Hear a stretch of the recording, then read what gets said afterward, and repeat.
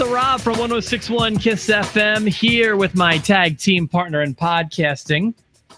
Let me say good morning to the Ramblin' One, Mr. Jerry Valeri. What is going on, bud? Good morning, Rob. We are ready to rock and roll. How was your weekend? It was awful. It was terrible, terrible weekend. I totally had the worst weekend ever. Why? Well, my family they were out of town, which was fine. I had a trail race, a 10K trail race that I was signed up for. They call it the hardest 10K in Pennsylvania. And the hardest 10K in PA. And I got halfway. There's your first mistake. I got halfway through the uphill, and I just blew up. I couldn't do it. I did not finish the race, and I was so upset with myself because I've trained for it. Like, I put the work in, but my heart rate spiked, and the race officials made me turn around, and they wouldn't let me finish, and I was frustrated to say the least. So things that I did finish this weekend, I finished 8 chocolate bars, 2 Netflix series, and an entire season of Total Bellas. Like, I had a bad weekend. I was watching a collection of Roddy Piper stuff on the network, and I found myself crying during that. Because of the race? I just think that I was in an emotional tailspin, and then Roddy Piper and Jimmy Snuka get into a fight with a coconut, and then I realized they were both dead, and I started crying. Poor guy, you okay?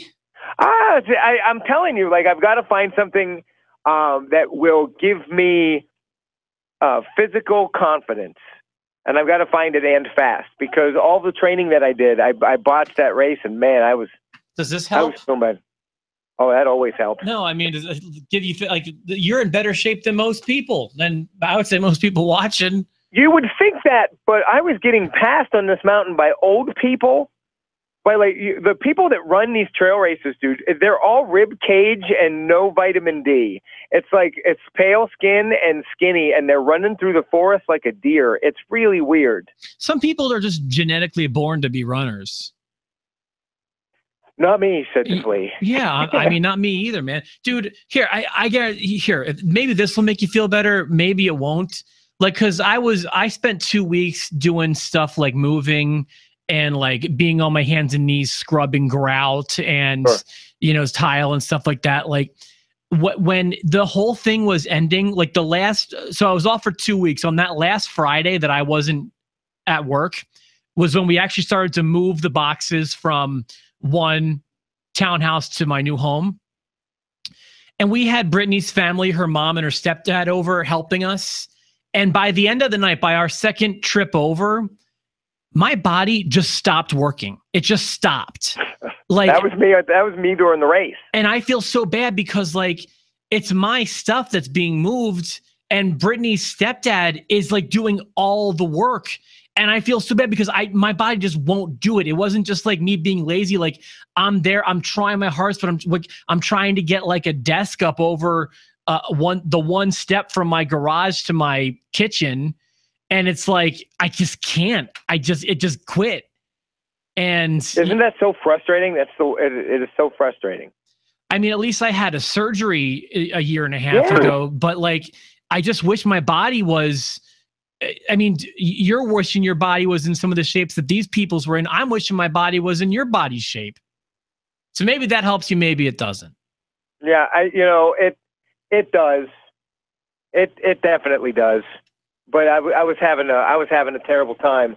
Oh boy! Hey, do you want to take a quick road trip with me? What do you mean? This is going to be weird, but just follow me for a second. And this is just my life. I'm here, and out the window behind me is my goddamn wife, and she's texting me. So we're just gonna go out. She's with my son. Okay, let's see. This is like a vignette. I can't. Hold on. I gotta hold on. Let me pod you up. Hold on. Can you hear me? And I'll be 2 minutes. You just talk, and you just talk to the post listeners. Okay. Well, hey guys. The story is certainly right now, what's happening on Jerry's phone. If you think I'm gonna be talking about wrestling, tell them what you did just now. Oh, what's going on? Hey. No training wheels. He rode his bike with no training wheels. I saw it, and I saw your green mohawk. Oh, he got Good. How are you? Good. Good to see you. Yeah. Hi. And there Sorry, is we're podcasting at Hi. that moment. TLC 2000. Bub. Okay, just to me. No one's looking. You want to go to Target? What are we gonna buy? Tell everyone what we're gonna buy, because it's like this is like a YouTube video. No. He wants to get Crazy 8 Crashers. I don't even know what that is. Cars. Like you buy them and then they're like demolition derby cars. Well, That's can I have cool. a hug? We had good motivation to come over here, though. You needed Needed to say hi. Yeah. That's Hey, awesome. I'm sorry I'm doing this right now and I've got to go back to the studio. Home. And then where are we going to go? I love Tell this. everybody with confidence. No, you. Target. No, you. Hey. Feuding All right. right now? Hey guys. Oh, why would we be feuding? Because every time Hi, Rob. you're on the podcast, remember that one time he was recording while we were fighting? Oh, yeah. Remember the ladder? Remember that time? You get a little I think hot. we all remember the ladder. I'm always high. A little hot. All right. Hey Cal. Keep riding bikes. All right. Here we go. See you guys. Good riding, buddy. Oh wow. This has been a exciting departure. God damn it. Oh man, dude, anytime your wife comes in, it's the best.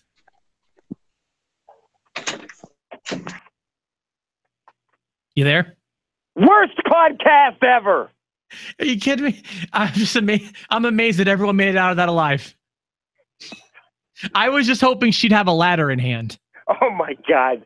That's If anyone watched our 2016 TLC episode, they know exactly what we're talking about. Could you hear any of that without the microphone? Yeah, well, eventually I realized I could turn you up on the computer, and I did that. Okay, so did you share the part where I was like, we're not feuding? And she was like, why would we be feuding? And I was like, oh, son of a gun, I'm in it. Yeah, no, that was. I'm happy that happened. Should we talk about? I mean, how far? We're like 5 minutes into the podcast. We haven't talked wrestling at all. Maybe we should do that. What we know about my son and his training wheels and me and my emotional depression this weekend.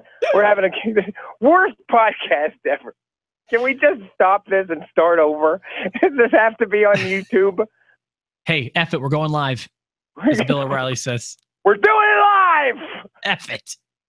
All right, let's jump right in. I'd love to keep talking to you. Let's jump right in. First of all, let me get started, if you don't mind, by saying, by some strange twist of fate, believe it or not, I now have the lock of destiny heading into SummerSlam 2017. Why, you're probably wondering. Why, Rob, would you have the lock of destiny heading into SummerSlam when you only disagreed on one match, the 5 number 1 contender women match, and neither one of you got it right? Rob, you said Lana would win. She didn't.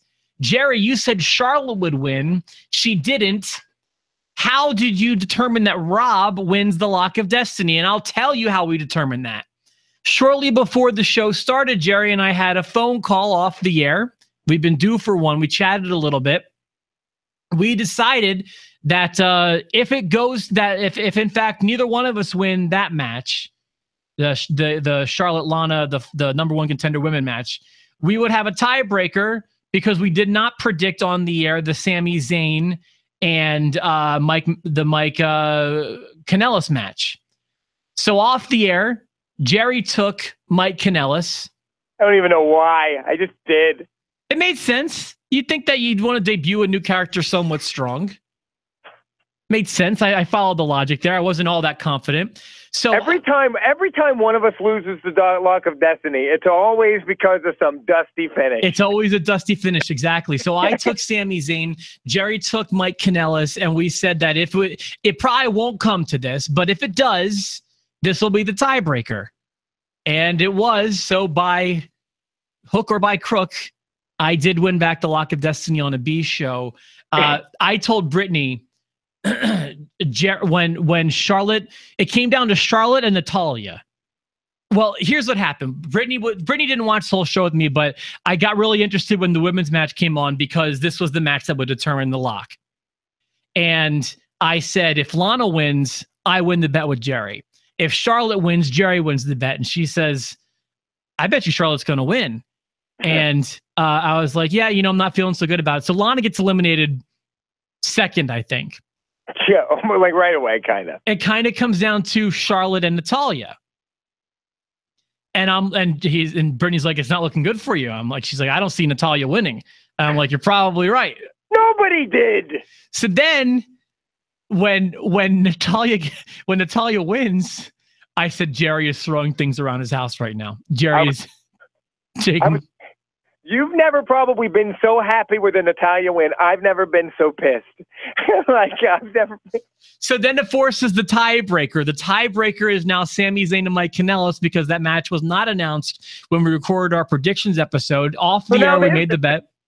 So now that garbage match matters to me. So now that match matters. And now I'm caring about that. And that match ended up being the great Khali of my life. Coming in out of nowhere and ruining everything. So that's how I picked up the Lock of Destiny last night.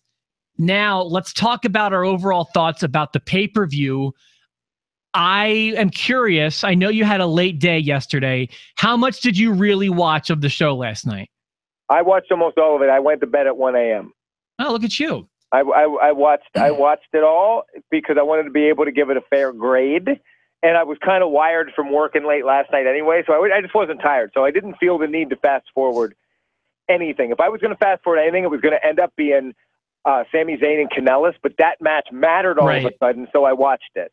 But by the way, I like Kanellis and Maria. I might be the only one. I might be on an island here. I'm liking their gimmick. I want him to start. It's different.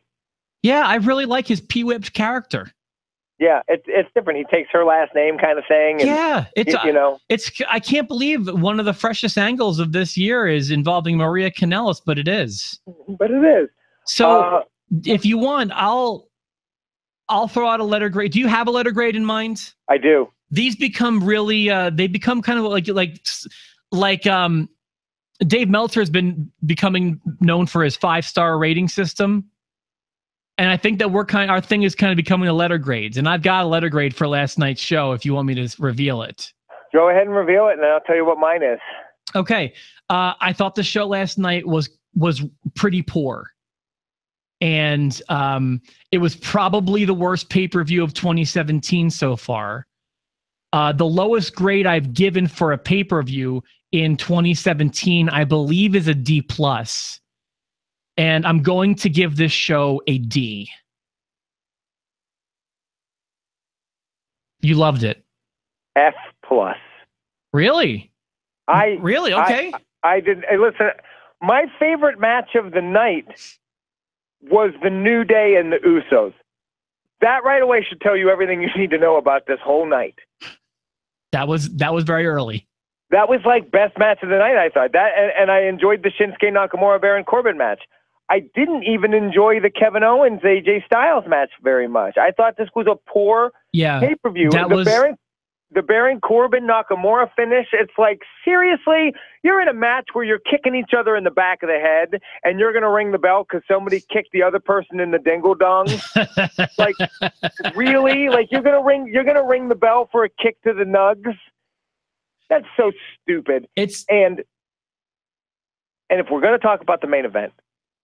The main event, wow, what a crap show. The first impression that I have is poor Philadelphia, because when they put down the outer cage in the Punjabi prison, I'm almost guaranteeing that people can't see what the hell's happening in the ring.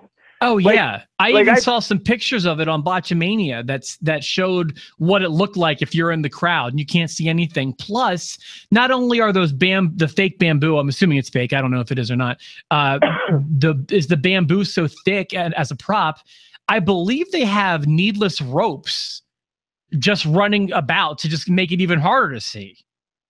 Yeah, they've got the ropes going like this, so people like the Singh Brothers can't scoot through the holes. Which they did anyways. Listen, I agree with the result. I agree that Jinder Mahal needed to come out of this. He needed to come out champion. Randy Orton's just not doing it. He's boring his balls, and that's that. But could you make your champion less intimidating? Could you kill him anymore? It took a 4-on-1. And Randy Orton was destroying 3 of them. And then all of a sudden, arguably the worst wrestler in the history of the WWE makes an appearance and comes out.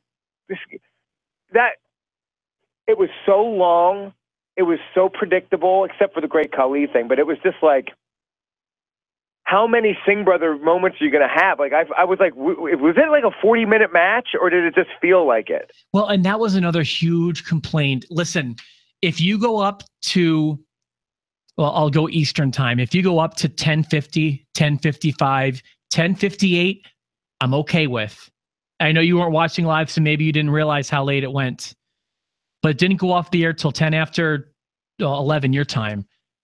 And for a god-awful show like this, not okay to me. Why can't you make your shows end on time? I didn't even enjoy the Breezango stuff. Like, I got to the point where I was just, it was a battle of attrition. I wasn't enjoying any of it. I did enjoy Breezango thing, but that was nothing more special than a SmackDown, to be honest with you. Here's why I get the reputation as someone that likes shows that are no good. But this will tell you why I give it an F. An F plus? An F plus. It's because if you look at the shows that you didn't like that I liked, you didn't like them because they didn't move story along. It didn't make sense. They're just the writing was poor, the timing was poor, the scheduling of the whole pay-per-view, the booking of it was poor. And I liked it because I thought the wrestling was great. There was no wrestling for this one to back itself up against. The wrestling was poor or subpar or too long. The writing was atrocious. The pay-per-view was wildly unnecessary, and it did favors for absolutely nobody on the card. I thought it was just a bag of crap. So remember, I use three big grading scales when I am grading a pay-per-view. There are three things I think need to happen for a pay-per-view to be passable. I want great wrestling. I want storylines to progress. And I want water cooler moments. I'll admit you kind of had a water cooler moment with the Khali returning, but that's about it. And I will say a little bit of bonus points because for whatever reason, while some of the earlier shows this year felt like a SmackDown to me, a glorified SmackDown, this to me didn't have that glorified SmackDown feel to me. Maybe I'm off there, maybe I'm not. But the wrestling, there was nothing to write home about, specifically when you have high expectations for AJ and Owens. That failed me. Not that it was an awful match, but it wasn't great, and I wanted greatness. The ending was weird on that one. The ending was weird on a couple of matches. Yeah. It's funny, I saw a lot of people bagging on the Cena-Rusev flag match. I didn't hate that. No, I didn't hate that either. And there's also one other thing that I guess is maybe I have a 4-prong system, or maybe it's just kind of like an added thing, because I do think you can I think that the build can influence the show. And the build was garbage. Like, for example, I enjoyed Great Balls of Fire more, even though the show wasn't that great. The month leading up to it was good. And even though that month leading up to it didn't take place on that show, I felt like that made it more watchable for me because I was more invested. Well, I liked the wrestling on that show too, and I thought the main event was legit. And I don't even think this is Jinder Mahal's fault. I'm going to be like the only person that says this isn't a Jinder Mahal problem. This is a Randy Orton issue and a booking issue. They're booking Jinder Mahal to look as weak as possible as the champion. There's no way. Champions cheat to win. I'm all about that. But having the Singh brothers and the Great Khali and still barely beating Randy Orton, like, give me a break. Well, I mean, give me a break. This is the third pay-per-view in a row that these two have. It's the third or fourth? Third, I think. Third. That these two have main evented. The last one was actually my favorite. The first one, I guess you could say, had heat because of the title change. That was the water cooler, sure. The second one had heat because it was a legit great match. It was Father's Day. It was Randy Orton's hometown, and his dad was there. And I actually enjoyed that one legitimately. Sure. So they're trying to stretch it a third time now. By the way, these are all B shows between A shows. And they stretch it again, and they decide to put the dumbest stipulation in the history of wrestling to fake people into caring. No one cares that it's been 10 years since the last Punani prison match.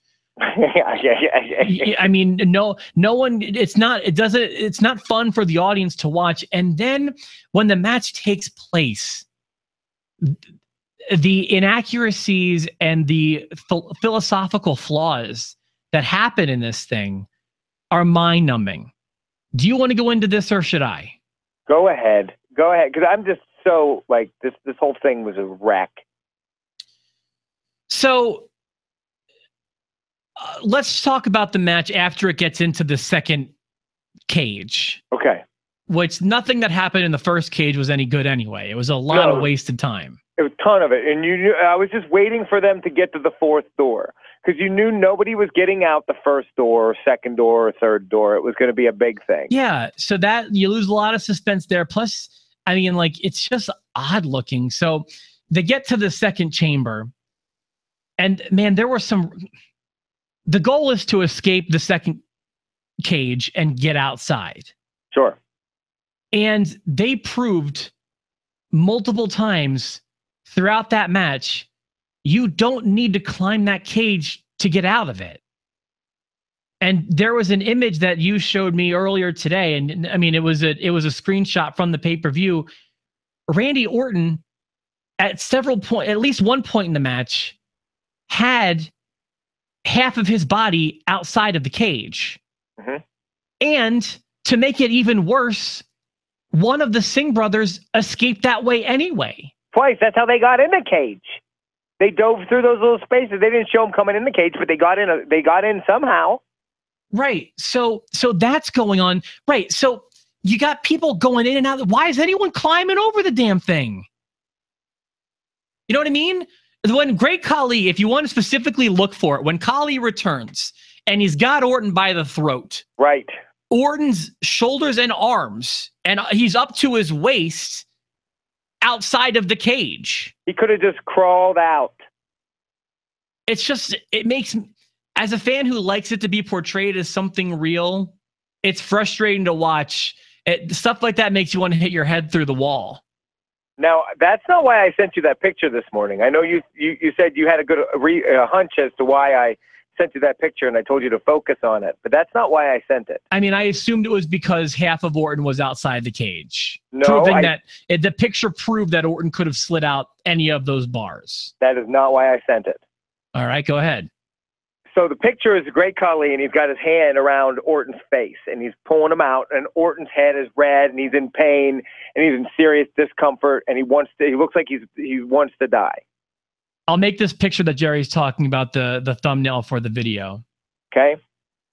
That's how I felt watching this GD pay-per-view. I felt like Randy Orton. I felt like Randy Orton the whole time. This sucked. It sucked. They should be ashamed of themselves. All of them. The writers. The bookers. Man, I got to tell you, and then here, let me go into another problem I have with this pay-per-view. Are you ready? Here we go. I like Jinder as champion, and I hated this. Jared, what was the tag team title match in the last SmackDown pay-per-view? It was New Day versus the Usos. What was going on with the women in the last pay-per-view? They were fighting for number one contender. 5 of them, right? 5 of them. Yes. Okay. What happened with the U.S. title at the last SmackDown pay-per-view?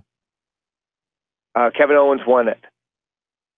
Well, it was AJ Styles versus Kevin Owens. Oh, yes. Okay, so you're not talking about the one last night. You're talking about the one before it. Yeah, I'm talking about, well, take your pick if you haven't noticed. That's what I'm saying. Yeah, they're all the same. AJ Styles versus Kevin Owens. Right. And last night we had Randy Orton versus the Punjabi prison guy. Right. So the modern day Maharaja. So what I'm saying is, here is Money in the Bank. Ready? You have tag title match, Usos versus New Day.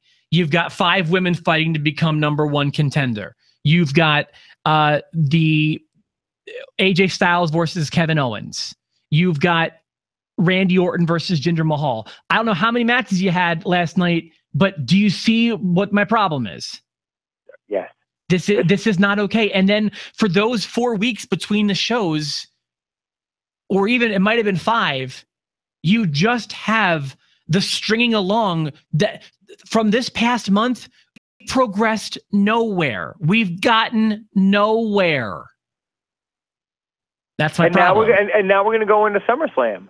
And I do feel like John Cena is like he had a good match with Rusev, American hero. He's coming after Jinder Mahal. And when he wins his 17th title against Jinder Mahal at SummerSlam, it will mean nothing for either one of them because Jinder Mahal had to keep the belt last night with 4 people. And so Cena beating him doesn't mean anything. They haven't done anything to legitimize Jinder Mahal, which is what they should be desperately trying to do. Well, I think I have less of a problem with this than you in that, I mean, he's a heel champ and but you gotta let him beat somebody by himself at least once in a while. Or not even by himself. I was just like, I don't know. He didn't do anything on his own. Okay, I'm with you. I mean, I just feel like I'm cool with a heel champion cheating to win or whatever. I see your point. He had the Singh brothers help him for 20 minutes. 20 minutes they were helping beat up Orton, and You're Orton not was wrong. he was still gonna get out. The only good thing that happened was that Singh brother. Well, I still don't know their names. I'm sorry. Went through the table. That was fun. Yeah, no, that was a cool bump. You're right. And but the only thing that worries me about what you're saying is, I know it's rumor and gossip, or as Conrad and Bruce say, it's rumor and innuendo. Everything I keep hearing is that your plan isn't even going to happen at SummerSlam. I keep hearing it's going to be Cena and Styles. Although now that Styles doesn't have the title, maybe that will change that up a bit. But I think that if anything besides Cena and Mahal is a huge mistake. Maybe it'll be Mahal and Orton 4. I'm sure we're clamoring. That's a tremendous mistake. The Orton thing is over. I'm sorry. It's just like, I was a big fan of Orton back. I mean, 10 years ago, like to me, the low point in WWE, the hardest time to watch WWE is like 2006 through 2008-ish, maybe 2009-ish. And to me, Orton was one of the saving graces in that time, as was someone like Edge. So they were watchable moments in shows of just garbage. And I'd be curious, maybe that'd be a fun topic sometime, is like low points in wrestling or whatever. But that was just the most unwatchable time for me. 06, 07, 08. Tough to watch. Orton was like a saving grace. When he'd come out, I know I was about to get a good stiff match that I could get behind. Those days are over. The Orton thing is done. I don't know when he lost his relevancy. It may have been after that last absence, but he's come back with no heat. You're right. It's over. It's just over. Over. It should be over. Now, who are they going to have him fight next? The Great Khali? That'll be a stink. I don't know where Khali is. Was that a one-night thing? Is he back? I mean, he doesn't look in very good shape, but he never did. Yeah, I would say he looks in the same shape he was in. I don't think he looks in worse shape at all. Bringing him back. I know that the thing has lately been, especially on SmackDown, bringing back stars from the past. I think this is a mistake. Khali never got over. Khali never had any heat. You know, it's just he became a punchline. Literally, he became a Santino type comedy heel. Big mistake there. I don't know. I don't know if he's back. I don't know if we're going to see him again or not. Terrible. So and we'll find out on Tuesday. I mean, Raw's looking like they're going to have some good matches at SummerSlam, and SmackDown. I can get behind Cena and Mahal if they do it. Yeah, and I can probably get behind whatever they do with Owens and whatever they do with Styles, presuming they're in separate matches. Right. So, I'm not going to write off SummerSlam yet. I'm just going to say last night's show was awful. I don't believe I've ever given anything below a D+, and you've never given anything below a D+ either, I don't think. And you've given your worst grade. We've both given our worst grades yet, and yours actually below mine, which is very rare too. F plus. But I will, and the reason I wanted to do an F plus is because I'm prepared for them to do worse. I'll give you a few things that I liked. Cena and Rusev was fine. I agree. Once the women's match became one-on-one, which was a short period of time, maybe 5 minutes, Natalya and Charlotte did a great job. And But now what's our reward? Our reward for that match is what? Natalya and Naomi. Shoot me in the face. whatever. I'm just talking about that 5 minutes of wrestling to me was fine. Okay. Also not great, but not bad was Usos and New Day. I was let down by AJ and Owens. And while the match wasn't anything special, I'm enjoying the character development of Mike and Maria.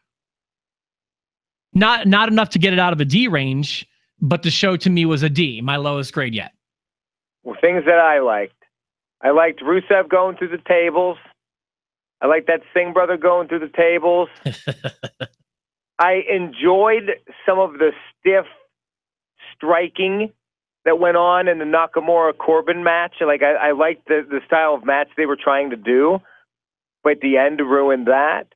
And my favorite part of the whole night was when the WWE logo showed up in the bottom right-hand corner of the screen and it ended. See, I can tell you watched the whole show because you gave it a bad grade. Like that's why it's frustrating when you skip stuff and then you give it a glowing grade, because like you talked about how that show felt like the Khali's hand around your neck. If you're fast forwarding, you're not getting that pressure on your neck. Oh, I can't imagine there's any spot on that pay-per-view where unless I'm fast forwarding for a while and I fall asleep and open my eyes and hit play, and then Cena puts Rusev through the table, and I go, okay, and then I fast forward again, and then the next thing I see is the Singh brother go through a table. Like if those are the only two things I see, then I'm like, yeah, that was like an A+ show. But I couldn't get past the fact that I didn't think anybody in the crowd could even see what was happening inside the cage. Those people might be lucky. Those lucky Philadelphians. Hey, let me ask you something. You said you've been listening to Russo's podcast? Yes. He has a stance on the term King of Strong Style. Have you heard his thought about that? I have. He says if Nakamura is strong style, then that makes everybody else weak style. And that it's a bad thing. It's a bad phrase to be using on air. Right. What do you think about that? I have a thought about that. I think that's an overanalysis. Sometimes he gets hung up on semantics. And I think sometimes he gets hung up on minutia. You're right, but I kind of like that about him because he's the only one. He's the only one. Well, if he were a writer, he'd be the only one doing it. Right. Like looking at, and I don't necessarily agree that using the word strong style does what he thinks it does, but I agree wholeheartedly with his attempt to always protect every superstar. Protect them all. Find a way to protect. People have to win. People have to lose. People have to be top. People have to be bottom. But still protect everybody's character.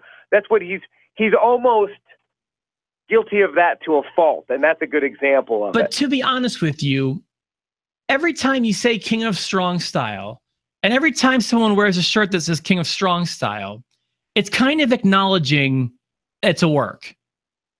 And it bothers me. Yeah, he's the strong style because he's stiff. Well, why aren't the other guys stiff? Aren't they fighting? Yeah, right. That's exactly my point. So right. I like that he points that out. And that's not like, I feel like that's not a thing. Like, that's not like, no one's gonna care. A casual fan isn't gonna care that someone's hitting harder in a fake fight. You know, I don't know how else to put it. I just agree with him. Right. Well, you know, and I agree with him on a lot of things. I agree with him on the Jinder Mahal thing. He said that he should have turned and beaten up the Singh brothers a while ago and just said, I don't need them. Fine. I'll beat them up for you. Now, you and me, you know, protect Jinder Mahal a little bit. Like, I disagree with Russo in the respect, like he does not like Kevin Owens at all. And I do. But, you know. He makes one good point about Kevin Owens. Well, it's the point you made early, and you're right. He looks like me. He looks like... That's not the point I was talking about. What's the point? Just like Nakamura is the king of strong style, Kevin Owens is the prize fighter, but he's never done anything on air as a character that makes you think he's a prize fighter. He's never beaten anyone up for money or whatever. His character is not that of a prize fighter. Why are we calling him a prize fighter? For real, if there's any prize fighter at all on the roster, it's Brock Lesnar. Absolutely. He's exhibited prize fighter-like tendencies. Kevin Owens has not. And I know he's rough on Owens, and he acknowledges that. And he kind of... His thoughts on Owens, I think, have been a little bit blown out of proportion by wrestling websites, but he makes a really good point about that. I've even before I knew Russo acknowledged it, I said that back in the day, Owens' look bothered me, and that I could, in my day-to-day life, I encountered 3 people that looked just like him. I've gotten over that hump, but the prize fighter term does not apply to him. Yeah. So. Aren't you friends with Russo? Don't you live beside him or something? He lives in Evansville, but I don't have any connections to him. You know, I'd love to talk to him. I agree with him on enough that I think that he wouldn't mind talking to us. I don't agree with him on everything, and I don't think anybody should. Yeah, no, I agree with you there too. You know, I don't think he's perfect, but I do think he's the best writer to ever pick up a pen in wrestling. Do you ever hear his castrating the mark? That's the best. Yeah, I like his philosophy on radio. You know, he's a stern guy, just like I am. And his approach to speaking and his approach to broadcasting is similar to that of Howard, and I like to think myself.